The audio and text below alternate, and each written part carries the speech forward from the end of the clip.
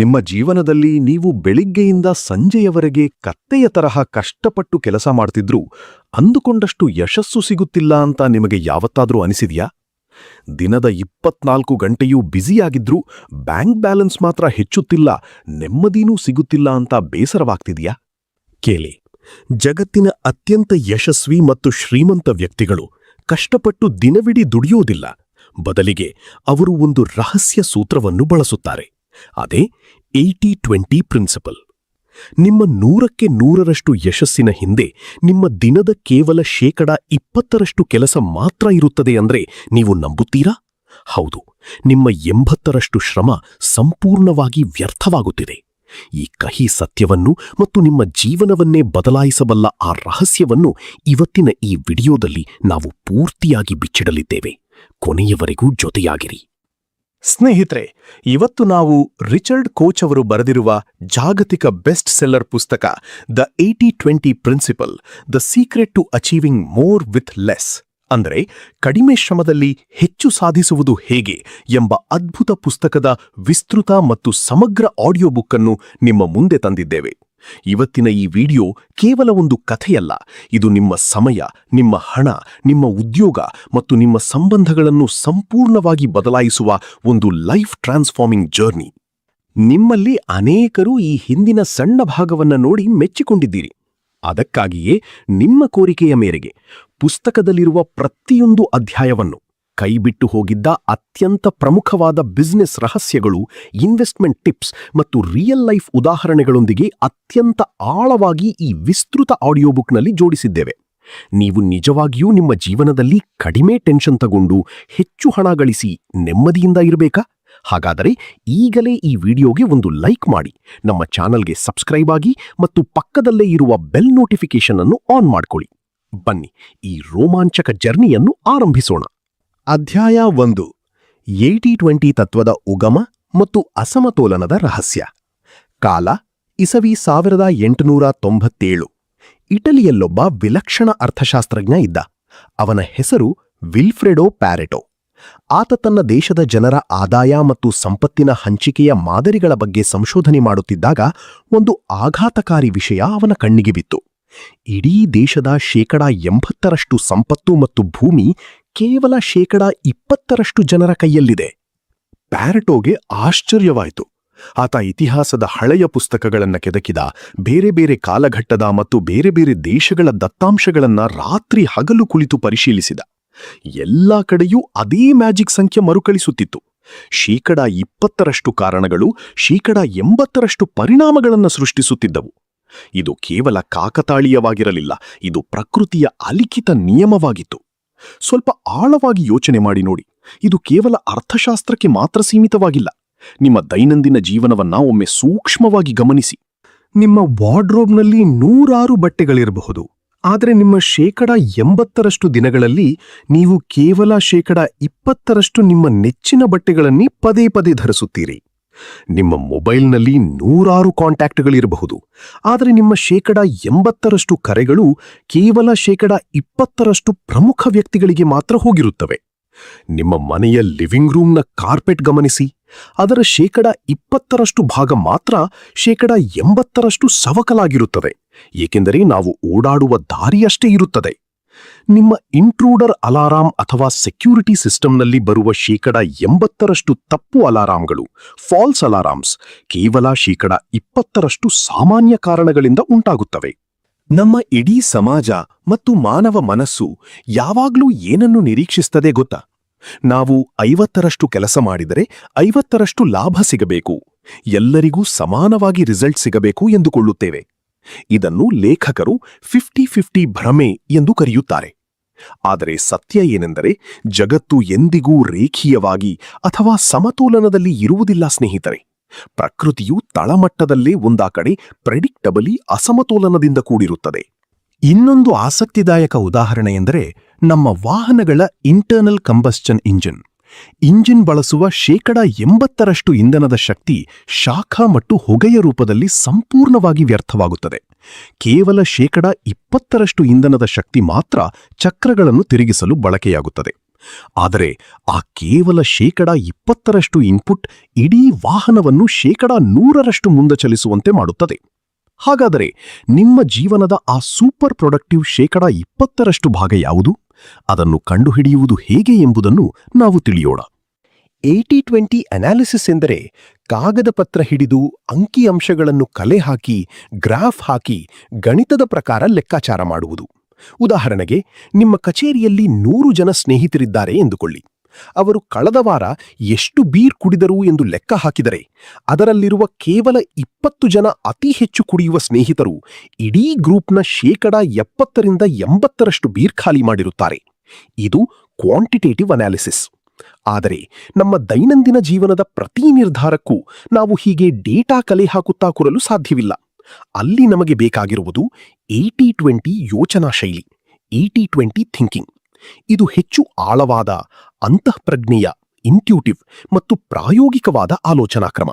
ನೀವು ಯಾವುದೇ ಕೆಲಸ ಮಾಡುವ ಮುನ್ನ ನಿಮ್ಮ ಮನಸ್ಸಿಗೆ ನೀವೇ ಈ ಪ್ರಶ್ನೆ ಕೇಳಿಕೊಳ್ಳಬೇಕು: ನಾನೀಗ ಮಾಡುತ್ತಿರುವ ಕೆಲಸ ನನ್ನ ಜೀವನದ ಅತ್ಯಂತ ಮುಖ್ಯವಾದ 20% ಭಾಗಕ್ಕೆ ಸೇರುತ್ತದೆಯೇ, ಅಥವಾ ಕೇವಲ ಸಮಯ ವ್ಯರ್ಥ ಮಾಡುವ 80% ಭಾಗಕ್ಕೆ ಸೇರುತ್ತದೆಯೇ? ಬನ್ನಿ, ಲೇಖಕರ ಸ್ವಂತ ಜೀವನದ ಒಂದು ಅದ್ಭುತ ಉದಾಹರಣೆ ನೋಡೋಣ. ರಿಚರ್ಡ್ ಕೋಚ್ ಆಕ್ಸ್ಫೋರ್ಡ್ ವಿಶ್ವವಿದ್ಯಾಲಯದಲ್ಲಿ ಓದ್ತಿದ್ದಾಗ ಅವರ ಪ್ರೊಫೆಸರ್ ಒಂದು ಮಹತ್ವದ ಮಾತು ಹೇಳಿದ್ರು: ಯಾವತ್ತೂ ಯಾವುದೇ ರಿಸರ್ಚ್ ಪುಸ್ತಕವನ್ನ ಮೊದಲ ಪುಟದಿಂದ ಕೆನೆಯ ಪುಟದವರೆಗೆ ಲೀನಿಯರ್ ಆಗಿ ಓದ್ಬೇಡ. ಮೊದಲು ಅದರ ಕೊನೆಯ ಉಪಸಂಹಾರ, ಕನ್ಕ್ಲೂಷನ್ ಓದು, ಆಮೇಲೆ ಪೀಠಿಕೆ, ಇಂಟ್ರಡಕ್ಷನ್ ಓದು, ಆಮೇಲೆ ನಿನಗೆ ಬೇಕಾದ ಮುಖ್ಯವಾದ ಭಾಗಗಳನ್ನ ಮಾತ್ರ ಓದು. ಯಾಕಂದ್ರೆ ಒಂದು ಪುಸ್ತಕದ 80% ಜ್ಞಾನ ಕೇವಲ 20% ಪ್ರಮುಖ ಪುಟಗಳಲ್ಲೇ ಅಡಗಿರುತ್ತದೆ. ಬನ್ನಿ, ಲೇಖಕರ ಸ್ವಂತ ಜೀವನದ ಒಂದು ಅದ್ಭುತ ಉದಾಹರಣೆ ನೋಡೋಣ. ರಿಚರ್ಡ್ ಕೋಚ್ ಆಕ್ಸ್ಫರ್ಡ್ ವಿಶ್ವವಿದ್ಯಾಲಯದಲ್ಲಿ ಓದ್ತಿದ್ದಾಗ ಅವರ ಪ್ರೊಫೆಸರ್ ಒಂದು ಮಹತ್ವದ ಮಾತು ಹೇಳಿದ್ರು: ಯಾವತ್ತೂ ಯಾವುದೇ ರಿಸರ್ಚ್ ಪುಸ್ತಕವನ್ನು ಮೊದಲ ಪುಟದಿಂದ ಕೊನೆಯ ಪುಟದವರೆಗೆ ಲೀನಿಯರ್ ಆಗಿ ಓದ್ಬೇಡ. ಮೊದಲು ಅದರ ಕೊನೆಯ ಉಪಸಂಹಾರ, ಕನ್ಕ್ಲೂಷನ್ ಓದು, ಆಮೇಲೆ ಪೀಠಿಕೆ, ಇಂಟ್ರೊಡಕ್ಷನ್ ಓದು, ಆಮೇಲೆ ನಿನಗೆ ಬೇಕಾದ ಮುಖ್ಯವಾದ ಭಾಗಗಳನ್ನು ಮಾತ್ರ ಓದು.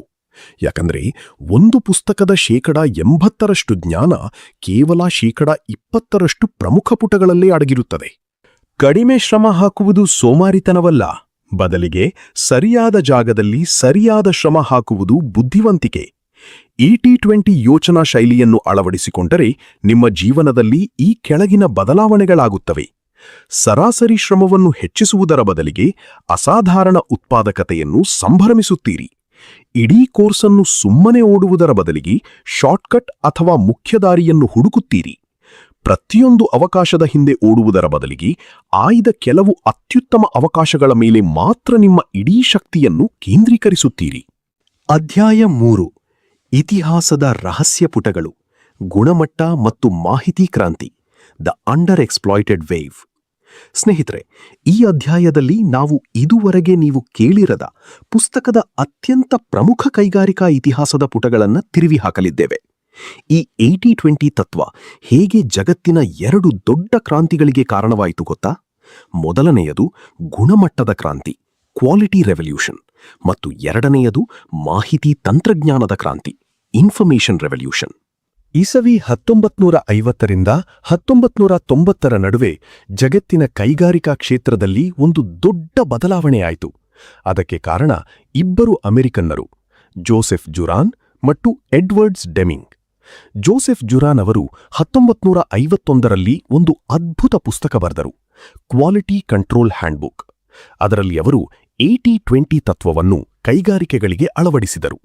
ಅವರು ಹೇಳಿದರು, ಫ್ಯಾಕ್ಟರಿಯಲ್ಲಿ ತಯಾರಾಗುವ ವಸ್ತುಗಳಲ್ಲಿ ಉಂಟಾಗುವ 80% ದೋಷಗಳಿಗೆ, ಡಿಫೆಕ್ಟ್ಸ್ಗೆ, ಕೇವಲ 20% ತಪ್ಪು ಪ್ರಾಸೆಸ್ಗಳು ಕಾರಣವಾಗಿರುತ್ತವೆ. ಆ ಪ್ರಮುಖ 20% ತಪ್ಪುಗಳನ್ನು ಸರಿಪಡಿಸಿದರೆ ನಿಮ್ಮ ಪ್ರಾಡಕ್ಟ್ ಕ್ವಾಲಿಟಿ ಅದ್ಭುತವಾಗಿ ಹೆಚ್ಚುತ್ತದೆ. ಆದರೆ ಅಮೆರಿಕದ ಯಾವುದೇ ದೊಡ್ಡ ಕಂಪನಿಗಳು ಜುರಾನ್ ಅವರ ಮಾತನ್ನು ಕೇಳಲಿಲ್ಲ. ಆಗ ಜುರಾನ್ ಜಪಾನ್ ದೇಶಕ್ಕೆ ಹೋದರು. 2ನೇ ಮಹಾಯುದ್ಧದಿಂದ ಜರ್ಜರಿತವಾಗಿದ್ದ ಜಪಾನ್ ಆ ದಿನಗಳಲ್ಲಿ ಕಳಪೆ ಗುಣಮಟ್ಟದ ವಸ್ತುಗಳಿಗೆ ಹೆಸರಾಗಿತ್ತು. ಆದರೆ ಜಪಾನಿ ಉದ್ಯಮಿಗಳು ಜುರಾನ್ ಅವರ 80-20 ತತ್ವವನ್ನು ಅಪ್ಪಿಕೊಂಡರು. ಅವರು ತಮ್ಮ ಇಡೀ ಶಕ್ತಿಯನ್ನು ಆ ಮುಖ್ಯವಾದ 20% ದೋಷಗಳನ್ನು ನಿವಾರಿಸಲು ಬಳಸಿದರು. ಫಲಿತಾಂಶ ಏನಾಯಿತು ಗೊತ್ತಾ? ಕೇವಲ 20 ವರ್ಷಗಳಲ್ಲಿ ಜಪಾನ್ ದೇಶದ ಹೋಂಡಾ, ಟೊಯೋಟಾ, ಸೋನಿ ಕಂಪನಿಗಳು ಜಾಗತಿಕ ಮಾರುಕಟ್ಟೆಯನ್ನೇ ಆಕ್ರಮಿಸಿಕೊಂಡವು. ಅಮೆರಿಕದ ಕಂಪನಿಗಳು ಬೆದರಿ ಹೋಗಿ ನಂತರ ಈ ತತ್ವವನ್ನು ಅಳವಡಿಸಿಕೊಳ್ಳಲು ಆರಂಭಿಸಿದವು. ಇನ್ನು ಸಾಫ್ಟ್ವೇರ್ ಮತ್ತು ಕಂಪ್ಯೂಟರ್ ಜಗತ್ತಿಗೆ ಬರೋಣ. ಇಸವಿ 1963ರಲ್ಲಿ IBM ಕಂಪನಿ ಒಂದು ಮಹತ್ವದ ವಿಷಯವನ್ನು ಪತ್ತೆಹಚ್ಚಿತು. ಒಂದು ಕಂಪ್ಯೂಟರ್ ತನ್ನ ಚಾಲನಾ ಸಮಯದ 80% ಭಾಗವನ್ನು ಕೇವಲ 20% ಆಪರೇಟಿಂಗ್ ಕೋಡ್ ಅನ್ನು ಚಲಾಯಿಸಲು ಬಳಸುತ್ತದೆ. IBM ತಕ್ಷಣ ತನ್ನ ಸಾಫ್ಟ್ವೇರ್ ಅನ್ನು ಮರುವಿನ್ಯಾಸಗೊಳಿಸಿತು. ಆ ಅತಿ ಹೆಚ್ಚು ಬಳಕೆಯಾಗುವ 20% ಕೋಡ್ ಅನ್ನು ಬಳಕೆದಾರರಿಗೆ ಅತ್ಯಂತ ಸುಲಭವಾಗಿ ಸಿಗುವಂತೆ ಮಾಡಿತು. ಇದರಿಂದ IBM ಕಂಪ್ಯೂಟರ್ಗಳು ಜಗತ್ತಿನಲ್ಲೇ ಅತ್ಯಂತ ವೇಗದ ಕಂಪ್ಯೂಟರ್ಗಳಾಗಿ ಹೊರಹೊಮ್ಮಿದವು. ಇವತ್ತು ನಾವು ಬಳಸ್ತಿರುವ ಆಪಲ್, ಮೈಕ್ರೋಸಾಫ್ಟ್ ಮತ್ತು ಲೋಟಸ್ ಸಾಫ್ಟ್ವೇರ್ಗಳು ಇದೇ ಸೂತ್ರದ ಮೇಲೆ ಕೆಲಸ ಮಾಡ್ತವೆ ಸ್ನೇಹಿತರೆ. ಒಬ್ಬ ಸಾಮಾನ್ಯ ಮನುಷ್ಯ ಯಾವುದೇ ಸಾಫ್ಟ್ವೇರ್ನ ಕೇವಲ 20% ಫೀಚರ್ಗಳನ್ನ ತನ್ನ 80% ಕೆಲಸಗಳಿಗಾಗಿ ಬಳಸ್ತಾನೆ. ಅದಕ್ಕಾಗಿಯೇ ಉತ್ತಮ ಸಾಫ್ಟ್ವೇರ್ ಡೆವಲಪರ್ಗಳು ಆ 20% ಫೀಚರ್ಗಳನ್ನ ಅತ್ಯಂತ ಸರಳ ಮತ್ತು ಆಟೋಮ್ಯಾಟಿಕ್ ಆಗಿ ವಿನ್ಯಾಸಗೊಳಿಸ್ತಾರೆ. ಅಷ್ಟೇ ಏಕೆ 1994ರಲ್ಲಿ ಆಪಲ್ ಕಂಪನಿ ತನ್ನ ನ್ಯೂಟನ್ ಮೆಸೇಜ್ ಪ್ಯಾಡ್ ಅಭಿವೃದ್ಧಿಪಡಿಸುವಾಗ ಒಂದು ವಿಷಯ ಗಮನಿಸಿತು. ಒಬ್ಬ ಮನುಷ್ಯ ತನ್ನ ದೈನಂದಿನ ಜೀವನದ 50% ಸಂವಹನಕ್ಕೆ ತನ್ನ ಒಟ್ಟು ಶಬ್ದಕೋಶದ ಕೇವಲ 1% ಪದಗಳನ್ನು ಮಾತ್ರ ಬಳಸ್ತಾನೆ. ಈ ಸೆಲೆಕ್ಟಿವಿಟಿ ಮತ್ತು ಸಿಂಪ್ಲಿಸಿಟಿಯೇ ಇವತ್ತಿನ ಇನ್ಫಾರ್ಮೇಷನ್ ಯುಗದ ನಿಜವಾದ ಬೆನ್ನೆಲುಬು. ಅಧ್ಯಾಯ 4: ಕಾಂಪ್ಲೆಕ್ಸಿಟಿ ವರ್ಸಸ್ ಸಿಂಪ್ಲಿಸಿಟಿ. ಸರಳತೆಯೇ ಸೌಂದರ್ಯ. Simple is beautiful. ಯಾವುದೇ ಒಂದು ಉದ್ಯಮ ಅಥವಾ ಕಚೇರಿ ಆರಂಭದಲ್ಲಿ ತುಂಬಾ ಸರಳವಾಗಿರುತ್ತದೆ. ಆದರೆ ಅದು ಬೆಳೆಯುತ್ತಾ ಹೋದಂತೆ ಅದರಲ್ಲಿ 100 ಹೊಸ ಪ್ರಾಡಕ್ಟ್ಗಳು, 1000 ಹೊಸ ಗ್ರಾಹಕರು, 10 ಡಿಪಾರ್ಟ್ಮೆಂಟ್ಗಳು ಸೇರಿಕೊಳ್ಳುತ್ತವೆ. ಮ್ಯಾನೇಜರ್ಗಳು ಅನ್ಕೊಳ್ಳುತ್ತಾರೆ, ಹೆಚ್ಚು ಕಾಂಪ್ಲೆಕ್ಸ್ ಆಗಿದ್ದರೆ ಕಂಪನಿ ದೊಡ್ಡದಾಗಿ ಮತ್ತು ಶಕ್ತಿಯುತವಾಗಿ ಕಾಣುತ್ತದೆ ಎಂದು. ಆದರೆ ಸತ್ಯ ಏನೆಂದರೆ ಸರಳತೆ ಆಕರ್ಷಕ, ಜಟಿಲತೆ ವಿನಾಶಕಾರಿ. Simple is beautiful, complex is ugly. ನಮ್ಮ ನಡುವೆ ಇರುವ ಅನೇಕ ದೊಡ್ಡ ಕಂಪನಿಗಳು ತಮ್ಮ ಆದಾಯ ಹೆಚ್ಚಾಗ್ತಿದ್ದರೂ ಲಾಭ ಯಾಕೆ ಕಡಿಮೆಯಾಗುತ್ತಿದೆ ಎಂದು ತಲೆಕೆಡಿಸಿಕೊಳ್ಳುತ್ತವೆ. ಇದಕ್ಕೆ ಲೇಖಕರು ನೀಡುವ ಉತ್ತರ ಕಾಂಪ್ಲೆಕ್ಸಿಟಿಯ ಗುಪ್ತ ವೆಚ್ಚ, ದ ಕಾಸ್ಟ್ ಆಫ್ ಕಾಂಪ್ಲೆಕ್ಸಿಟಿ. ನೀವು ಒಂದು ಹೊಸ ಪ್ರಾಡಕ್ಟ್ ಅಥವಾ ಹೊಸ ಗ್ರಾಹಕರನ್ನು ಸೇರಿಸಿದಾಗ ಕೇವಲ ಉತ್ಪಾದನಾ ವೆಚ್ಚ ಮಾತ್ರ ಹೆಚ್ಚುವುದಿಲ್ಲ. ಅದರ ಜೊತೆಗೆ ಮ್ಯಾನೇಜರ್ಗಳ ಮೀಟಿಂಗ್ಗಳು, ತಪ್ಪು ಸಂವಹನಗಳು, ಕಾಗದ ಪತ್ರಗಳ ವಿಳಂಬ, ಪ್ಯಾಕಿಂಗ್ ಮತ್ತು ವಿತರಣೆಯ ಗೊಂದಲಗಳು, ಹೀಗೆ ಇಡೀ ಸಿಸ್ಟಮ್ ನಿಧಾನವಾಗುತ್ತದೆ. ಈ ವೆಚ್ಚಗಳು ಅಕೌಂಟಿಂಗ್ ಬುಕ್ನಲ್ಲಿ ನೇರವಾಗಿ ಕಾಣಿಸುವುದಿಲ್ಲ, ಆದರೆ ಇವು ಕಂಪನಿಯನ್ನು ಒಳಗಿನಿಂದಲೇ ಸವೆಯುವಂತರಿ ಮಾಡುತ್ತವೆ. ಜರ್ಮನಿಯ ಪ್ರಸಿದ್ಧ ಸಂಶೋಧಕ ಗುಂಟರ್ ರೊಮ್ಮೆಲ್ ಅವರು ಮಧ್ಯಮ ಗಾತ್ರದ 39 ಯಶಸ್ವಿ ಜರ್ಮನ್ ಕಂಪನಿಗಳ ಬಗ್ಗೆ ಒಂದು ಆಳವಾದ ಅಧ್ಯಯನ ನಡೆಸಿದರು. ಜಾಗತಿಕ ಮಾರುಕಟ್ಟೆಯಲ್ಲಿ ಜಯಭೇರಿ ಬಾರಿಸಿದ ಆ ವಿನ್ನರ್ ಕಂಪನಿಗಳಲ್ಲಿ ಇದ್ದ ಒಂದೇ ಒಂದು ಸಾಮಾನ್ಯ ಗುಣಲಕ್ಷಣ ಏನೆಂದರೆ ಸರಳತೆ, ಸಿಂಪ್ಲಿಸಿಟಿ. ಆ ಯಶಸ್ವಿ ಕಂಪನಿಗಳು ತುಂಬಾ ಕಡಿಮೆ ಸಂಖ್ಯೆಯ ಪ್ರಾಡಕ್ಟ್ಗಳನ್ನು ಆಯ್ದ ಕೆಲವು ನಿಷ್ಠಾವಂತ ಗ್ರಾಹಕರಿಗೆ ಮಾತ್ರ ಮಾರಾಟ ಮಾಡುತ್ತಿದ್ದವು ಮತ್ತು ಅವರ ಸಪ್ಲೈಯರ್ಗಳ ಸಂಖ್ಯೆಯೂ ತುಂಬಾ ಕಡಿಮೆ ಇತ್ತು. ಅವರು ಜಗತ್ತಿನ ಅತ್ಯಂತ ಸಂಕೀರ್ಣವಾದ ತಂತ್ರಜ್ಞಾನದ ಪ್ರಾಡಕ್ಟ್ಗಳನ್ನು ಅತ್ಯಂತ ಸರಳವಾದ ಸಂಸ್ಥೆಯ ರಚನೆಯ ಮೂಲಕ ಮಾರಾಟ ಮಾಡುತ್ತಿದ್ದರು. ಇಲ್ಲಿ ಮ್ಯಾನೇಜರ್ಗಳು ಮಾಡುವ ಒಂದು ದೊಡ್ಡ ತಪ್ಪು ಏನೆಂದರೆ ಅವರು ಕಾಂಟ್ರಿಬ್ಯೂಷನ್ ಟು ಓವರ್ಹೆಡ್ ಅನ್ನೋ ಭ್ರಮೆಯಲ್ಲೇ ಇರ್ತಾರೆ. 80-20 ಅನಾಲಿಸಿಸ್ ಮಾಡಿದಾಗ ಕೆಲವು ಪ್ರಾಡಕ್ಟ್ಗಳು ನಷ್ಟದಲ್ಲಿದೆ ಎಂದು ತಿಳಿದರೂ ಅಯ್ಯೋ ಇದನ್ನು ನಿಲ್ಲಿಸಿದರೆ ಫ್ಯಾಕ್ಟರಿಯ ಬಾಡಿಗೆ ಮತ್ತು ಲೈಟ್ ಬಿಲ್ ಕಟ್ಟಲು ಕಷ್ಟವಾಗುತ್ತದೆ, ಇದು ಓವರ್ಹೆಡ್ ವೆಚ್ಚಕ್ಕೆ ಕಾಂಟ್ರಿಬ್ಯೂಟ್ ಮಾಡ್ತಿದೆ ಎಂದು ಹೇಳಿ ಆ ನಷ್ಟ ಕೊಡುವ ಬಿಸ್ನೆಸ್ ಅನ್ನು ಹಾಗೇ ಉಳಿಸಿಕೊಳ್ಳುತ್ತಾರೆ. ಲೇಖಕರು ಹೇಳ್ತಾರೆ, ಇದು ಅತ್ಯಂತ ಲೇಮ್ ಎಕ್ಸ್ಕ್ಯೂಸ್.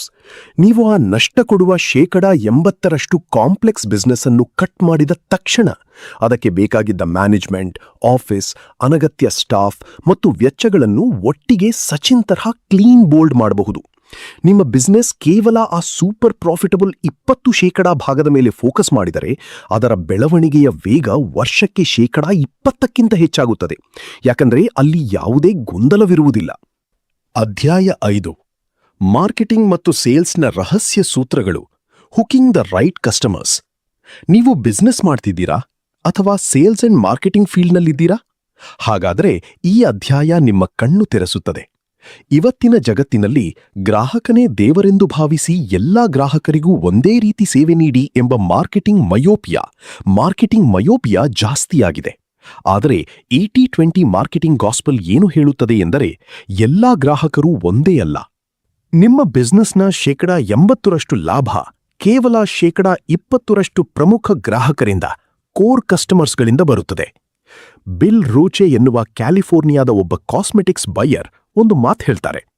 ನಮ್ಮ ಅಂಗಡಿಯಲ್ಲಿ 100 ಕಲರ್ನ ಲಿಪ್ಸ್ಟಿಕ್ಗಳಿರ್ತವೆ, ಆದರೆ ಅದರಲ್ಲಿರುವ ಕೇವಲ 20% ಬೆಸ್ಟ್ ಕಲರ್ಗಳು 80% ಮಾರಾಟವಾಗುತ್ತವೆ. ನಾವು ಆ ಉಳಿದ 80% ಮಾರಾಟವಾಗದ ಕಲರ್ಗಳನ್ನು ತೆಗೆದುಹಾಕಿದರೆ ನಮ್ಮ ಲಾಭ ಹೆಚ್ಚಾಗುತ್ತದೆಯೇ ಹೊರತು ಗ್ರಾಹಕರೇನೂ ಕಡಿಮೆಯಾಗುವುದಿಲ್ಲ. ನಿಮ್ಮ ಕೋರ್ ಗ್ರಾಹಕರನ್ನು ಲಾಕ್ ಮಾಡಲು ಲೇಖಕರು 4 ಪ್ರಮುಖ ಹಂತಗಳನ್ನು ಹೇಳಿಕೊಡುತ್ತಾರೆ. ನಿಮ್ಮ ಪ್ರಮುಖ 20% ಗ್ರಾಹಕರನ್ನು ಗುರುತಿಸಿ. ಅವರು ಯಾರು, ಅವರ ಪ್ರೊಫೈಲ್ ಏನು ಎಂದು ನಿಖರವಾಗಿ ತಿಳಿಯಿರಿ. ಅವರಿಗೆ ಆಘಾತಕಾರಿ ಮತ್ತು ಅದ್ಭುತವಾದ ಸೇವೆ ನೀಡಿ. ಸಾಮಾನ್ಯ ಸೇವೆ ಅಲ್ಲ, ಜಗತ್ತಿನ ಯಾವುದೇ ಕಂಪನಿ ನೀಡದಂತಹ VIP ಸೇವೆಯನ್ನು ಅವರಿಗೆ ನೀಡಿ. ಅವರು ನಿಮ್ಮನ್ನು ಬಿಟ್ಟು ಹೋಗುವ ಯೋಚನೆಯನ್ನೂ ಮಾಡಬಾರದು. ಹೊಸ ಪ್ರಾಡಕ್ಟ್ಗಳನ್ನು ಅವರಿಗಾಗಿಯೇ ವಿನ್ಯಾಸಗೊಳಿಸಿ. ಹೊಸ ಗ್ರಾಹಕರ ಹಿಂದೆ ಓಡುವುದಕ್ಕಿಂತ ನಿಮ್ಮ ಹಳೆಯ ನಂಬಿಕಸ್ಥ ಗ್ರಾಹಕರಿಗೆ ಅವರ ಅಗತ್ಯಕ್ಕೆ ತಕ್ಕಂತೆ ಹೊಸ ವಸ್ತುಗಳನ್ನು ಮಾರಿ. ಅವರನ್ನು ಜೀವಮಾನ ಪೂರ್ತಿ ನಿಮ್ಮೊಂದಿಗೆ ಉಳಿಸಿಕೊಳ್ಳಿ. ಬಿಸ್ನೆಸ್ನ ಅಸಲಿ ಆರೋಗ್ಯ ಇರುವುದು ಗ್ರಾಹಕರ ನಿಷ್ಠೆಯಲ್ಲಿ, ಕಸ್ಟಮರ್ ಲಾಯಲ್ಟಿ. ನಿಮ್ಮ ಪ್ರಮುಖ ಗ್ರಾಹಕರು ನಿಮ್ಮನ್ನು ಬಿಟ್ಟು ಹೋಗ್ತಿದ್ದಾರೆ ಎಂದರೆ ನಿಮ್ಮ ಬಿಸ್ನೆಸ್ನ ಅಡಿಪಾಯವೇ ಕುಸಿಯುತ್ತಿದೆ ಎಂದರ್ಥ. ಇನ್ನು ಸೇಲ್ಸ್ ಫೋರ್ಸ್ ಕಡೆ ಬರೋಣ. ಯಾವುದೇ ಕಂಪನಿಯ ಸೇಲ್ಸ್ ಟೀಮ್ ಅನ್ನು ತೆಗೆದುಕೊಂಡು ಅನಾಲಿಸಿಸ್ ಮಾಡಿದರೆ ಅದರಲ್ಲಿರುವ 20% ಸೂಪರ್ ಸ್ಟಾರ್ ಸೇಲ್ಸ್ಮೆನ್ಗಳು ಇಡೀ ಕಂಪನಿಯ 70% ಸೇಲ್ಸ್ ತರುತ್ತಾರೆ. ಹಾಗಾದರೆ ಒಬ್ಬ ಲೀಡರ್ ಆಗಿ ನೀವೇನ್ ಮಾಡಬೇಕು? ಆ ಸೂಪರ್ ಸ್ಟಾರ್ಗಳನ್ನು ಚೆನ್ನಾಗಿ ನೋಡಿಕೊಳ್ಳಿ. ಕೇವಲ ಹಣದಿಂದಲ್ಲ, ಅವರಿಗೆ ಸೂಕ್ತ ಗೌರವ ನೀಡಿ. ಹೊಸಬರನ್ನು ಹೈರ್ ಮಾಡುವಾಗ ಈ ಸೂಪರ್ ಸ್ಟಾರ್ಗಳಲ್ಲಿ ಇರುವ ಕಾಮನ್ ಗುಣಲಕ್ಷಣಗಳು, ಆಟಿಟ್ಯೂಡ್ ಅಂಡ್ ಪರ್ಸನಾಲಿಟಿ ಇರುವಂತಹ ಜನರನ್ನು ಮಾತ್ರ ಆಯ್ಕೆ ಮಾಡಿ. ನಿಮ್ಮ ಸೇಲ್ಸ್ ಪ್ರೋಗ್ರಾಂನಲ್ಲಿ ಅತಿ ಹೆಚ್ಚು ರಿಸಲ್ಟ್ ಕೊಡುವ ವಿಧಾನ ಯಾವುದು ಎಂದು ನೋಡಿ. ಕೆಲವರಿಗೆ ಫೋನ್ ಕಾಲ್ ವರ್ಕ್ ಆಗಬಹುದು, ಇನ್ನು ಕೆಲವರಿಗೆ ಇಮೇಲ್ ವರ್ಕ್ ಆಗಬಹುದು. ಯಾವುದು ಬೆಸ್ಟ್ ಅದನ್ನೇ ಎಲ್ಲರಿಗೂ ಅನ್ವಯಿಸಿ. ಕಡಿಮೆ ಆದಾಯ ಕೊಡುವ 80% ಸಣ್ಣ ಗ್ರಾಹಕರಿಗೆ ಫೇಸ್ ಟು ಫೇಸ್ ಮೀಟಿಂಗ್ ಮಾಡುವ ಬದಲು ಟೆಲಿಫೋನ್ ಸೇಲ್ಸ್ ಅಥವಾ ಡಿಜಿಟಲ್ ಸಿಸ್ಟಮ್ ಬಳಸಿ ವೆಚ್ಚವನ್ನು ಕಡಿಮೆ ಮಾಡಿ. ಅಧ್ಯಾಯ 6: ಪ್ರಮುಖ ಬಿಸ್ನೆಸ್ ಅಪ್ಲಿಕೇಶನ್ಗಳು ಮತ್ತು ನಿರ್ಧಾರ ಕೈಗೊಳ್ಳುವಿಕೆ. The top 10 business users. ಸ್ನೇಹಿತರೆ, ಈ ಅಧ್ಯಾಯದಲ್ಲಿ ಪುಸ್ತಕದ ಅತ್ಯಂತ ಅಮೂಲ್ಯವಾದ, ಬಿಟ್ಟು ಹೋಗಿದ್ದ ಟಾಪ್ 10 ಬಿಸ್ನೆಸ್ ಅಪ್ಲಿಕೇಶನ್ಗಳ ಬಗ್ಗೆ ಕಲಿಯಲಿದ್ದೇವೆ. ಅದರಲ್ಲೂ ವಿಶೇಷವಾಗಿ ನಿರ್ಧಾರ ಕೈಗೊಳ್ಳುವಿಕೆ, ಡಿಸಿಷನ್ ಮೇಕಿಂಗ್ ಮತ್ತು ದಾಸ್ತಾನು ನಿರ್ವಹಣೆ, ಇನ್ವೆಂಟರಿ ಮ್ಯಾನೇಜ್ಮೆಂಟಲ್ಲಿ 80-20 ತತ್ವ ಹೇಗೆ ಮ್ಯಾಜಿಕ್ ಮಾಡುತ್ತದೆ ಎಂದು ನೋಡೋಣ. ನಮ್ಮ ಇವತ್ತಿನ ಕಾರ್ಪೊರೇಟ್ ಜಗತ್ತು ಅನಾಲಿಸಿಸ್ ಪ್ಯಾರಾಲಿಸಿಸ್ನಿಂದ ಬಳಲುತ್ತಿದೆ. ಒಂದು ಸಣ್ಣ ನಿರ್ಧಾರ ತಗೊಳ್ಳಬೇಕಾದರೂ 100 ಮೀಟಿಂಗ್ಗಳು, 1000 ಪುಟಗಳ ರಿಪೋರ್ಟ್ಗಳು ಬೇಕಾಗುತ್ತವೆ. ಇದರಿಂದ ಮ್ಯಾನೇಜರ್ಗಳಲ್ಲಿ ವಿಷನ್ ಮಾಯವಾಗಿ ಕೇವಲ ಡೇಟಾ ಮಾತ್ರ ಉಳಿಯುತ್ತದೆ. 80-20 ತತ್ವ ನಿರ್ಧಾರ ತಗೊಳ್ಳಲು ನಮಗೆ 80-20-100-100 ನಿಯಮವನ್ನು ಹೇಳಿಕೊಡುತ್ತದೆ. ಯಾವುದೇ ಪ್ರಮುಖ ನಿರ್ಧಾರ ತಗೊಳ್ಬೇಕಾದ್ರೂ ನಿಮಗೆ ಲಭ್ಯವಿರುವ ಒಟ್ಟು ಸಮಯದ ಕೇವಲ 20% ಅವಧಿಯಲ್ಲಿ 80% ಮುಖ್ಯವಾದ ಡೇಟಾವನ್ನು ಕಲೆಹಾಕಿ. ತಕ್ಷಣ ನಿರ್ಧಾರ ತಗೊಳ್ಳಿ ಮತ್ತು ಆ ನಿರ್ಧಾರ 100% ಸರಿಯಾಗಿದೆ ಎಂಬ ಆತ್ಮವಿಶ್ವಾಸದೊಂದಿಗೆ ಕಾರ್ಯಪ್ರವೃತ್ತರಾಗಿ. ಆಕ್ಟ್ ಡಿಸೈಸಿವ್ಲಿ. ಒಂದು ವೇಳೆ ನಿಮ್ಮ ನಿರ್ಧಾರ ತಪ್ಪಾದ್ರೆ ತಕ್ಷಣ ನಿಮ್ಮ ಮನಸ್ಸನ್ನ ಬದಲಾಯಿಸಿಕೊಳ್ಳಿ. ಬೇಗನೆ ತಪ್ಪು ತಿದ್ದುಕೊಳ್ಳಿ. ಮಾರುಕಟ್ಟೆಯ ಪ್ರತಿಕ್ರಿಯೆಯೇ ನಮಗೆ ನಿಜವಾದ ಮಾರ್ಗದರ್ಶಿ. ಅದೇ ರೀತಿ ಯಾವುದಾದರೂ ಒಂದು ಬಿಸ್ನೆಸ್ ಅಥವಾ ಐಡಿಯಾ ಅದ್ಭುತವಾಗಿ ವರ್ಕ್ ಆಗ್ತಿದೆ ಅಂದ್ರೆ ಅದರ ಮೇಲೆ ನಿಮ್ಮ ಇಡೀ ಹಣ ಮತ್ತು ಶಕ್ತಿಯನ್ನ ಡಬಲ್ ಮಾಡಿ ಹೂಡಿಕೆ ಮಾಡಿ. ವೆಂಚರ್ ಕ್ಯಾಪಿಟಲಿಸ್ಟ್ಗಳು ಇದನ್ನೇ ಮಾಡ್ತಾರೆ. ಅವರ ಪೋರ್ಟ್ಫೋಲಿಯೋದಲ್ಲಿರುವ 10 ಕಂಪನಿಗಳಲ್ಲಿ 8 ಕಂಪನಿಗಳು ಫೇಲ್ ಆದರೂ ಉಳಿದ 2 ಸೂಪರ್ ಸ್ಟಾರ್ ಕಂಪನಿಗಳು ಅವರಿಗೆ ಇಡೀ ಜಗತ್ತೇ ಬೆರಗಾಗುವಷ್ಟು ಲಾಭ ತಂದುಕೊಡ್ತವೆ. ಇನ್ನು ಇನ್ವೆಂಟರಿ ಮ್ಯಾನೇಜ್ಮೆಂಟ್ ಅಥವಾ ಸ್ಟಾಕ್ ಕೀಪಿಂಗ್ ವಿಷಯಕ್ಕೆ ಬರೋಣ. ನಿಮ್ಮ ಅಂಗಡಿ ಅಥವಾ ಗೋದಾಮಿನಲ್ಲಿರುವ 80% ಜಾಗ ಮತ್ತು ಹಣವನ್ನ ಕೇವಲ 20% ನಿಧಾನವಾಗಿ ಮಾರಾಟವಾಗುವ ವಸ್ತುಗಳು, ಸ್ಲೋ ಮೂವಿಂಗ್ ಐಟಮ್ಸ್ ನುಂಗಿ ಹಾಕಿರ್ತವೆ. ಫಿಲೋಫ್ಯಾಕ್ಸ್ ಕಂಪನಿಯ ಉದಾಹರಣೆ ಇಲ್ಲಿದೆ. 1990ರ ದಶಕದಲ್ಲಿ ಆ ಕಂಪನಿ ನಷ್ಟದಲ್ಲಿದ್ದಾಗ ಲೇಖಕರ ಪಾರ್ಟ್ನರ್ ರಾಬಿನ್ ಫೀಲ್ಡ್ ಅದರ ಜವಾಬ್ದಾರಿ ತಗೊಂಡ್ರು. ಆಗ ಆ ಕಂಪನಿಯಲ್ಲಿ 100 ವೆರೈಟಿಯ ಬೈಂಡರ್ಗಳಿದ್ದವು. ಹುಲಿ ಚರ್ಮ, ಮೊಸಳೆ ಚರ್ಮ, ಜಿಂಕೆ ಚರ್ಮ, ಹೀಗೆ ವಿಲಕ್ಷಣ ಪ್ರಾಣಿಗಳ ಚರ್ಮದ ಬೈಂಡರ್ಗಳನ್ನು ಸ್ಟಾಕ್ ಮಾಡಿ ಇಡಲಾಗಿತ್ತು. ಅಷ್ಟೇ ಅಲ್ಲ, ಚದುರಂಗ ಆಡುವವರಿಗೆ, ಪಕ್ಷಿ ವೀಕ್ಷಣೆ ಮಾಡುವವರಿಗೆ, ಫೋಟೋಗ್ರಾಫರ್ಗಳಿಗೆ ಅಂತ 100 ಸ್ಪೆಷಲಿಸ್ಟ್ ಇನ್ಸರ್ಟ್ಗಳನ್ನು ಪ್ರಿಂಟ್ ಮಾಡಿ ಗೋದಾಮಿನಲ್ಲಿ ತುಂಬಿಸಿಡಲಾಗಿತ್ತು. ಇದರ ಫಲಿತಾಂಶ ಏನಾಗಿತ್ತು ಗೊತ್ತಾ? ಕೋಟ್ಯಂತರ ರೂಪಾಯಿಯ ಹಣ ಸ್ಟಾಕ್ ರೂಪದಲ್ಲಿ ಲಾಕ್ ಆಗಿತ್ತು ಮತ್ತು ಮ್ಯಾನೇಜ್ಮೆಂಟ್ ಸಂಪೂರ್ಣ ಗೊಂದಲದಲ್ಲಿತ್ತು. ರಾಬಿನ್ ಫೀಲ್ಡ್ ತಕ್ಷಣ 80-20 ನಿಯಮ ಜಾರಿಗೆ ತಂದ್ರು. ಅತಿ ಹೆಚ್ಚು ಮಾರಾಟವಾಗುವ 20% ಪ್ರಮುಖ ಮತ್ತು ಸರಳ ಬೈಂಡರ್ಗಳನ್ನು ಮಾತ್ರ ಉಳಿಸಿಕೊಂಡು ಉಳಿದ ಎಲ್ಲಾ ವಿಲಕ್ಷಣ ಸ್ಟಾಕ್ಗಳನ್ನು ಸಂಪೂರ್ಣವಾಗಿ ಕಟ್ ಮಾಡಿದ್ರು. ಕಂಪನಿಯ ಅಡ್ಮಿನಿಸ್ಟ್ರೇಷನ್ ವೆಚ್ಚ 50% ಕಡಿಮೆಯಾಯಿತು ಮತ್ತು ಕಂಪನಿ ಕೇವಲ 3 ವರ್ಷಗಳಲ್ಲಿ ಭಾರೀ ಲಾಭ ಗಳಿಸಿತು. ಗೋದಾಮಿನಲ್ಲಿ ವೇಗವಾಗಿ ಮಾರಾಟವಾಗುವ ವಸ್ತುಗಳನ್ನು ಆಪರೇಟರ್ಗಳ ಕೈಗೆ ಸುಲಭವಾಗಿ ಸಿಗುವಂತೆ ಶೋಲ್ಡರ್ ಹಿಪ್ ಝೋನ್ನಲ್ಲಿ ಇಡುವುದು ಕೂಡ ಒಂದು ಪ್ರಮುಖ 80-20 ಟೆಕ್ನಿಕ್ ಆಗಿದೆ. ಅಧ್ಯಾಯ 7. ಹೂಡಿಕೆಯ ಜಗತ್ತಿನಲ್ಲಿ ಹಣವನ್ನು ಮಲ್ಟಿಪ್ಲೈ ಮಾಡುವುದು ಹೇಗೆ? ಮನಿ ಮನಿ ಮನಿ.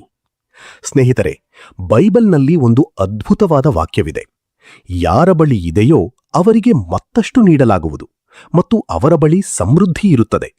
ಆದರೆ ಯಾರ ಬಳಿ ಇಲ್ಲವೋ ಅವರ ಬಳಿ ಇರುವುದನ್ನೂ ಕಿತ್ತುಕೊಳ್ಳಲಾಗುವುದು. ಈ ಮಾತು ಹೂಡಿಕೆ ಮತ್ತು ಹಣದ ಜಗತ್ತಿಗೆ 100ಕ್ಕೆ 100 ಅನ್ವಯವಾಗುತ್ತದೆ.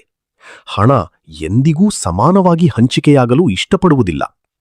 ಹಾಗಾದರೆ ಒಬ್ಬ ಸಾಮಾನ್ಯ ಮನುಷ್ಯ ತನ್ನ ಹಣವನ್ನು 80-20 ನಿಯಮದ ಮೂಲಕ ಕೋಟ್ಯಂತರ ರೂಪಾಯಿಯಾಗಿ ಮಲ್ಟಿಪ್ಲೈ ಮಾಡುವುದು ಹೇಗೆ? ಅದಕ್ಕಾಗಿ ಲೇಖಕರು ಕೋಚ್ ಅವರ ಹೂಡಿಕೆಯ 10 ಆಜ್ಞೆಗಳನ್ನು, ಕೋಚಸ್ 10 ಕಮಾಂಡ್ಮೆಂಟ್ಸ್ ಆಫ್ ಇನ್ವೆಸ್ಟ್ಮೆಂಟ್ನ ನೀಡಿದ್ದಾರೆ.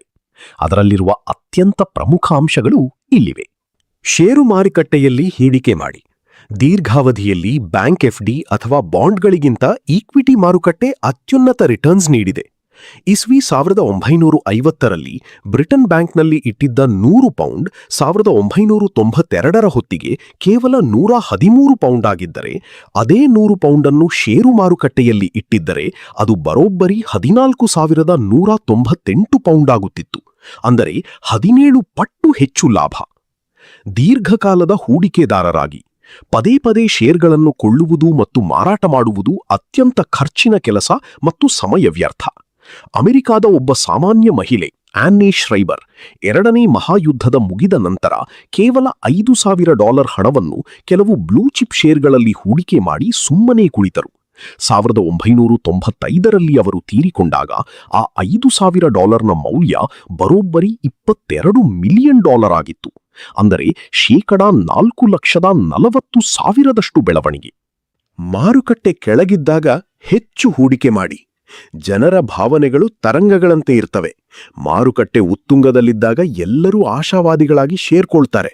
ಮಾರುಕಟ್ಟೆ ಕುಸಿದಾಗ ಭಯಬಿದ್ದು ಮಾರ್ತಾರೆ. ಆದರೆ ಬುದ್ಧಿವಂತ ಹೂಡಿಕೆದಾರ ಮಾರುಕಟ್ಟೆಯ PE ratio, price earnings ratio ಗಮನಿಸ್ತಾನೆ. ಇಡೀ ಮಾರ್ಕೆಟ್ನ ಸರಾಸರಿ PE 17ಕ್ಕಿಂತ ಹೆಚ್ಚಿದ್ದರೆ ಅದು ಅಪಾಯದ ಮುನ್ಸೂಚನೆ. ಅಲ್ಲಿ ಹೂಡಿಕೆ ಮಾಡಬೇಡಿ.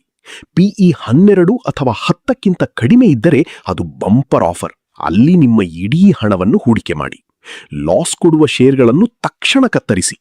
ನೀವು ಕೊಂಡ ಯಾವುದಾದರೂ ಒಂದು ಶೇರ್ 15% ಕುಸಿದರೆ ಯಾವುದೇ ಭಾವನಾತ್ಮಕ ಅಟ್ಯಾಚ್ಮೆಂಟ್ ಇಲ್ಲದೆ ತಕ್ಷಣ ಅದನ್ನು ಮಾರಿಬಿಡಿ.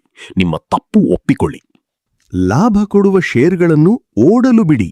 ಇದು ಅತ್ಯಂತ ಪ್ರಮುಖ 80-20 ನಿಯಮ. ನಿಮ್ಮ ಪೋರ್ಟ್ಫೋಲಿಯೋದಲ್ಲಿರುವ ಕೇವಲ 20% ಸೂಪರ್ ಸ್ಟಾರ್ ಷೇರುಗಳು ಇಡೀ 80% ಲಾಭ ತಂದುಕೊಡುತ್ತವೆ. ಅಂತಹ ಮಲ್ಟಿಬ್ಯಾಗರ್ ಷೇರ್ಗಳನ್ನು, ಉದಾಹರಣೆಗೆ ಮೈಕ್ರೋಸಾಫ್ಟ್, ಆಪಲ್, ಸ್ವಲ್ಪ ಲಾಭ ಬಂದ ತಕ್ಷಣ ಮಾರುವ ತಪ್ಪು ಮಾಡಬೇಡಿ. ಅದನ್ನು ದಶಕಗಳ ಕಾಲ ಹಾಗೇ ಬೆಳೆಯಲು ಬಿಡಿ. ಸಾಂಪ್ರದಾಯಿಕ ಜ್ಞಾನ ಏನು ಹೇಳುತ್ತದೆ? ಎಲ್ಲ ಮೊಟ್ಟೆಗಳನ್ನು ಒಂದೇ ಬುಟ್ಟಿಯಲ್ಲಿ ಇಡಬೇಡಿ, ಡೈವರ್ಸಿಫಿಕೇಶನ್ ಎನ್ನುತ್ತದೆ. ಆದರೆ 80-20 ಜ್ಞಾನ ಏನು ಹೇಳುತ್ತದೆ ಗೊತ್ತಾ? ಬುಟ್ಟಿಯನ್ನು ಅತ್ಯಂತ ಜಾಗರೂಕತೆಯಿಂದ ಆಯ್ಕೆ ಮಾಡಿ, ನಿಮ್ಮ ಎಲ್ಲ ಮೊಟ್ಟೆಗಳನ್ನು ಅದರಲ್ಲೇ ಇಡಿ ಮತ್ತು ಆ ಬುಟ್ಟಿಯನ್ನು ಹದ್ದಿನ ಕಣ್ಣಿನಿಂದ ನೋಡುತ್ತಾ ಇರಿ. ಅಧ್ಯಾಯ 8. ಹೊಸ ಆಯಾಮ. EI ವರ್ಸಸ್ IQ ಮತ್ತು ನೆಮ್ಮದಿಯ ಸೂತ್ರ, ದ 2 ಡೈಮೆನ್ಷನ್ಸ್. ಸ್ನೇಹಿತರೆ, ಲೇಖಕರು ಈ ಪುಸ್ತಕದ 2ನೇ ಆವೃತ್ತಿಯನ್ನು ಬರೆಯುವಾಗ ಜಗತ್ತಿನಾದ್ಯಂತ ಸಾವಿರಾರು ಓದುಗರಿಂದ ವಿಮರ್ಶೆಗಳು ಮತ್ತು ಇಮೇಲ್ಗಳು ಬಂದಿದ್ದವು. ಅದರಲ್ಲಿ ಹಾಂಗ್ಕಾಂಗ್ನ ಒಬ್ಬ ಓದಗ ಚಾವೋ ಚಿಂಗ್ ಕ್ರಾಂತಿಕಾರಕ ಪ್ರಶ್ನೆಯೊಂದನ್ನು ಕೇಳಿದ್ದ. ರಿಚರ್ಡ್ ಅವರೇ, 80-20 ತತ್ವ ಬಿಸ್ನೆಸ್ಗೆ ಓಕೆ, ಆದರೆ ಲೈಫ್ಗೆ ಅನ್ವಯಿಸಿದರೆ ಜೀವನ ಹಾಳಾಗುತ್ತದೆ. ನಮ್ಮ ಚೀನೀ ಸಂಸ್ಕೃತಿಯಲ್ಲಿ ಯಿನ್ ಮತ್ತು ಯಾಂಗ್ ಅಂದರೆ ಸಮತೋಲನ ಮುಖ್ಯ. ಬರ್ಗರ್ನ 20% ಭಾಗ ಮಾತ್ರ ಮಾಂಸ ಇರುತ್ತೆ, ಅದೇ ಅದಕ್ಕೆ 80% ರುಚಿ ಕೊಡುತ್ತೆ. ಹಾಗಂತ ಮೇಲಿರುವ ಮತ್ತು ಕೆಳಗಿರುವ ಬ್ರೆಡ್ ಅನ್ನು ಎಸೆದರೆ ಬರ್ಗರ್ ತಿನ್ನಲು ಸಾಧ್ಯವೇ? ಹನಿಮೂನ್ ಚೆನ್ನಾಗಿತ್ತು ಅಂತ ವರ್ಷಪೂರ್ತಿ ಹನಿಮೂನ್ ಮಾಡ್ತಾ ಕೂರಲು ಸಾಧ್ಯವೇ? ಈ ಅದ್ಭುತ ವಿಮರ್ಶೆ ಲೇಖಕರ ಕಣ್ಣು ತೆರೆಸಿತು. ಅವರು ಒಪ್ಪಿಕೊಂಡರು. 80-20 ತತ್ವಕ್ಕೆ 2 ಸಂಪೂರ್ಣ ವಿಭಿನ್ನ ಆಯಾಮಗಳಿವೆ. ಮೊದಲನೆಯದು ಎಫಿಷಿಯನ್ಸಿ ಡೈಮೆನ್ಷನ್ ಮತ್ತು ಎರಡನೆಯದು ಲೈಫ್ ಎನ್ಹ್ಯಾನ್ಸಿಂಗ್ ಡೈಮೆನ್ಷನ್. ನಿಮ್ಮ ಜೀವನದ ಚಟುವಟಿಕೆಗಳನ್ನು 2 ಬಾಕ್ಸ್ಗಳಾಗಿ ವಿಂಗಡಿಸಿ. 1. Efficiency box. ಇದರಲ್ಲಿ ನಿಮ್ಮ ಟ್ಯಾಕ್ಸ್ ಕಟ್ಟುವುದು, ಗ್ಯಾರೇಜ್ ಕ್ಲೀನ್ ಮಾಡುವುದು, ಇಷ್ಟವಿಲ್ಲದಿದ್ದರೂ ಹೋಗಬೇಕಾದ ಸಾಮಾಜಿಕ ಕಾರ್ಯಕ್ರಮಗಳು ಅಥವಾ ಕೇವಲ ದುಡ್ಡಿಗಾಗಿ ಮಾಡುವ ಉದ್ಯೋಗ ಬರ್ತವೆ. ಇಲ್ಲಿ ನೀವು 80-20 ನಿಯಮ ಬಳಸಿ ಕಡಿಮೆ ಸಮಯದಲ್ಲಿ ಕಡಿಮೆ ಶ್ರಮದಲ್ಲಿ ಕೆಲಸ ಮುಗಿಸಿ ಜಾಗ ಖಾಲಿ ಮಾಡಬೇಕು. ಇಲ್ಲಿ ನೀವು ಕಂಪ್ಲೀಟ್ ಅನ್ಬ್ಯಾಲೆನ್ಸ್ ಆಗಿರಬೇಕು. 2. Life enhancing box. ಇದರಲ್ಲಿ ನಿಮ್ಮ ನಿಜವಾದ ಪ್ಯಾಷನ್, ನಿಮ್ಮ ಮಕ್ಕಳು, ಹೆಂಡತಿ, ಆಪ್ತ ಸ್ನೇಹಿತರು, ನಿಮ್ಮ ನೆಮ್ಮದಿ, ಕಲೆ, ಪ್ರಕೃತಿಯ ಜೊತೆ ಕಳೆಯುವ ಸಮಯ ಬರ್ತವೆ. ಇಲ್ಲಿ ಯಾವುದೇ ರೀತಿಯ ಕಾರ್ನರ್ ಕಟಿಂಗ್ ಅಥವಾ ಶಾರ್ಟ್ಕಟ್ ಹುಡುಕಬಾರದು. ಇಲ್ಲಿ ನೀವು 100ಕ್ಕೆ 100ರಷ್ಟು ಸಮಯ ಮತ್ತು ಪ್ರೀತಿಯನ್ನು ಧಾರೆ ಎರೆಯಬೇಕು. ಇಲ್ಲಿ ಯಿನ್ ಮತ್ತು ಯಾಂಗ್ ಮಾದರಿಯ ಆಳವಾದ ಸಮತೋಲನ ಬೇಕು. ನಿಮ್ಮ ಜೀವನದಲ್ಲಿ ನಿಜವಾದ ಸಂತೋಷ ಸಿಗಬೇಕಾದ್ರೆ ನಿಮ್ಮ ಇಮೋಷನಲ್ ಇಂಟೆಲಿಜೆನ್ಸ್ ಅನ್ನು ಹೆಚ್ಚಿಸಿಕೊಳ್ಳಬೇಕು. ನಿಮ್ಮ ಐಕ್ಯೂ ಎಷ್ಟೇ ಚೆನ್ನಾಗಿದ್ದರೂ ನಿಮ್ಮ ಮೂಡ್ಗಳನ್ನು ಕಂಟ್ರೋಲ್ ಮಾಡುವ ಶಕ್ತಿ ನಿಮಗಿಲ್ಲದಿದ್ದರೆ ನೀವು ಹ್ಯಾಪಿಯಾಗಿರಲು ಸಾಧ್ಯವಿಲ್ಲ. ಡ್ಯಾನಿಯಲ್ ಗೋಲ್ಮನ್ ಹೇಳುವಂತೆ, ಟೆಂಪರಮೆಂಟ್ ಈಸ್ ನಾಟ್ ಡೆಸ್ಟಿನಿ. ಅಂದ್ರೆ ನಿಮ್ಮ ಸ್ವಭಾವವೇ ನಿಮ್ಮ ಹಣೆಬರಹವಲ್ಲ, ಅದನ್ನು ಬದಲಾಯಿಸಬಹುದು. ನಿಮ್ಮ ದಿನದ ಸಂತೋಷಕ್ಕಾಗಿ ಲೇಖಕರು 7 ದೈನಂದಿನ ಹ್ಯಾಪಿನೆಸ್ ಹ್ಯಾಬಿಟ್ಸ್ ಅನ್ನು ನೀಡಿದ್ದಾರೆ. ದೈನಂದಿನ ದೈಹಿಕ ವ್ಯಾಯಾಮ, ಫಿಸಿಕಲ್ ಎಕ್ಸಸೈಸ್. ಇದು ನಿಮ್ಮ ಮೆದುಳಿನಲ್ಲಿ ಎಂಡಾರ್ಫಿನ್ ಎಂಬ ನ್ಯಾಚುರಲ್ ಆಂಟಿ ಡಿಪ್ರೆಸೆಂಟ್ ಬಿಡುಗಡೆ ಮಾಡುತ್ತದೆ. ಮಾನಸಿಕ ಪ್ರಚೋದನೆ, ಮೆಂಟಲ್ ಸ್ಟಿಮ್ಯುಲೇಷನ್. ದಿನಕ್ಕೆ ಕೇವಲ 20 ನಿಮಿಷ ಆಳವಾದ ಪುಸ್ತಕ ಓದುವುದು ಅಥವಾ ಹೊಸ ವಿಷಯದ ಬಗ್ಗೆ ಯೋಚಿಸುವುದು. ಆಧ್ಯಾತ್ಮಿಕ ಅಥವಾ ಕಲಾತ್ಮಕ ಆನಂದ, ಸೂರ್ಯಾಸ್ತ ನೋಡುವುದು, ಸಂಗೀತ ಕೇಳುವುದು ಅಥವಾ ಧ್ಯಾನ ಮಾಡುವುದು. ಮತ್ತೊಬ್ಬರಿಗೆ ಸಹಾಯ ಮಾಡುವುದು, ಡೂಯಿಂಗ್ ಸಮಥಿಂಗ್ ಫಾರ್ ಸಮ್ವನ್. ಯಾವುದೇ ಅಪೇಕ್ಷೆಯಿಲ್ಲದೆ ಒಂದು ಸಣ್ಣ ಸತ್ಕಾರ್ಯ ಮಾಡುವುದು ನಿಮ್ಮ ಆತ್ಮಕ್ಕೆ ನೆಮ್ಮದಿ ನೀಡುತ್ತದೆ. ಆಪ್ತ ಸ್ನೇಹಿತನ ಜೊತೆ 1 ಕಪ್ ಕಾಫಿ. ಕನಿಷ್ಠ ಅರ್ಧ ಗಂಟೆ ಯಾವುದೇ ಫೋನ್ ಗೊಂದಲವಿಲ್ಲದೆ ಆಪ್ತರ ಜೊತೆ ಮಾತನಾಡುವುದು. ನಿಮಗೆ ನೀವೇ ಒಂದು ಸಣ್ಣ ಟ್ರೀಟ್ ಕೊಡುವುದು. ನಿಮಗೆ ಇಷ್ಟವಾದ ಸಣ್ಣ ವಿಷಯವನ್ನು ಸಂಭ್ರಮಿಸುವುದು. ದಿನದ ಕೊನೆಯಲ್ಲಿ ಕೃತಜ್ಞತೆ. ಇವತ್ತಿನ ದಿನ ಇಷ್ಟೊಂದು ಸುಂದರವಾಗಿ ಕಳೆದಿದ್ದಕ್ಕೆ ದೇವರಿಗೆ ಅಥವಾ ಪ್ರಕೃತಿಗೆ ಧನ್ಯವಾದ ಹೇಳುವುದು. ಸ್ನೇಹಿತರೆ, ಇಷ್ಟೊಂದು ಸುಂದರವಾದ ಮತ್ತು ಆಳವಾದ ವಿಷಯಗಳನ್ನು ಕೇಳಿದ ಮೇಲೆ ನಿಮ್ಮ ಮನಸ್ಸಿನಲ್ಲಿ ಒಂದು ಹೊಸ ಸ್ಪಷ್ಟತೆ ಸಿಕ್ಕಿರಬೇಕಲ್ವಾ? ನಿಮ್ಮ ಜೀವನದ ಆ ಲೈಫ್ ಎನ್ಹ್ಯಾನ್ಸಿಂಗ್ ಬಾಕ್ಸ್ನಲ್ಲಿ ನೀವು ಯಾರಿಗೆ ಅತಿ ಹೆಚ್ಚು ಸಮಯ ಕೊಡಲು ಬಯಸುತ್ತೀರಿ? ನಿಮ್ಮ ಜೀವನವನ್ನು ಬದಲಾಯಿಸಿದ ಆ ಒಂದು ಮುಖ್ಯ ಹವ್ಯಾಸ ಅಥವಾ ನಿಮ್ಮ ಬೆಸ್ಟ್ ಫ್ರೆಂಡ್ ಹೆಸರನ್ನು ನಮಗೆ ಈಗಲೇ ಕಮೆಂಟ್ ಮಾಡಿ ತಿಳಿಸಿ. ನಿಮ್ಮ ಅನಿಸಿಕೆಗಳನ್ನು ನಮ್ಮೊಂದಿಗೆ ಹಂಚಿಕೊಳ್ಳಿ. ದ 80-20 ಪ್ರಿನ್ಸಿಪಲ್ ಪುಸ್ತಕದ ಈ ಸುದೀರ್ಘ ಜರ್ನಿ ನಮಗೆ ಕಲಿಸುವ ಕೊನೆಯ ಮಹತ್ವದ ಪಾಠ ಏನೆಂದರೆ, ಪ್ರಗತಿ ಮತ್ತು ಯಶಸ್ಸು ಎನ್ನುವುದು ಎಲ್ಲರಿಗೂ ಲಭ್ಯವಿರುವ ಒಂದು ಮುಕ್ತ ಅವಕಾಶ. ಜಾರ್ಜ್ ಬರ್ನಾರ್ಡ್ ಶಾ ಒಂದು ಅದ್ಭುತ ಮಾತು ಹೇಳಿದ್ದರು. ಬುದ್ಧಿವಂತ ಮನುಷ್ಯ ಜಗತ್ತಿಗೆ ತಕ್ಕಂತೆ ತಾನು ಬದಲಾಗುತ್ತಾನೆ, ಆದರೆ ಒಬ್ಬ ಹಠಮಾರಿ ಅಥವಾ ಅವಿವೇಕಿ ಮನುಷ್ಯ ಜಗತ್ತನ್ನೇ ತನಗೆ ತಕ್ಕಂತೆ ಬದಲಾಯಿಸಲು ಪ್ರಯತ್ನಿಸುತ್ತಾನೆ. ಹಾಗಾಗಿಯೇ ಜಗತ್ತಿನ ಎಲ್ಲಾ ಪ್ರಗತಿಯೂ ಆ ಹಠಮಾರಿ ಮನುಷ್ಯನ ಮೇಲೆಯೇ ಆಧಾರಿತವಾಗಿರುತ್ತದೆ. ನೀವು ಕೂಡ ನಿಮ್ಮ ಜೀವನದ ವಿಷಯದಲ್ಲಿ ಅಂತಹ ಪಾಸಿಟಿವ್ ಆದ ಹಠಮಾರಿಯಾಗಿ, ಕತ್ತೆಯ ತರಹ ದಿನವಿಡೀ ದುಡಿಯುವ ಸಾಂಪ್ರದಾಯಿಕ ಪದ್ಧತಿಯನ್ನು ಬದಿಗೊತ್ತಿ ನಿಮ್ಮ ಬಿಸ್ನೆಸ್ನಲ್ಲಿ, ನಿಮ್ಮ ಇನ್ವೆಸ್ಟ್ಮೆಂಟ್ನಲ್ಲಿ ಮತ್ತು ನಿಮ್ಮ ಸಂಬಂಧಗಳಲ್ಲಿ ಆ ಮ್ಯಾಜಿಕಲ್ 20% ಭಾಗವನ್ನು ಮಾತ್ರ ಗುರುತಿಸಿ ಅದಕ್ಕೆ ನಿಮ್ಮ ಇಡೀ ಜೀವವನ್ನು ಧಾರೆಯೆರೆದು ಪ್ರೀತಿಯಿಂದ ಪೋಷಿಸಿ. ಅನಗತ್ಯವಾದ 80% ತ್ಯಾಜ್ಯವನ್ನು ನಿಮ್ಮ ಜೀವನದಿಂದ ಇಂದೇ ಕತ್ತರಿಸಿ ಹಾಕಿ. ನಿಮಗೆ ಈ ಸಮಗ್ರ ಆಡಿಯೋ ಬುಕ್ ಇಷ್ಟವಾಗಿದ್ದರೆ ದಯವಿಟ್ಟು ನಿಮ್ಮ ಆಪ್ತ ಸ್ನೇಹಿತರಿಗೆ ಮತ್ತು ವಾಟ್ಸ್ಆಪ್ ಗ್ರೂಪ್ಗಳಿಗೆ ಈಗಲೇ ಈ ವಿಡಿಯೋವನ್ನು ಶೇರ್ ಮಾಡಿ. ಇಂತಹದೇ ಲೈಫ್ ಚೇಂಜಿಂಗ್ ಪುಸ್ತಕಗಳ ರಹಸ್ಯಗಳನ್ನು ಸರಳ ಕನ್ನಡದಲ್ಲಿ ತಿಳಿಯಲು ಮತ್ತೊಂದು ಅದ್ಭುತ ಪುಸ್ತಕದೊಂದಿಗೆ ಸಿಗೋಣ. ಧನ್ಯವಾದಗಳು. ನಿಮ್ಮ ದಿನ ಅತ್ಯಂತ ಶುಭವಾಗಿರಲಿ.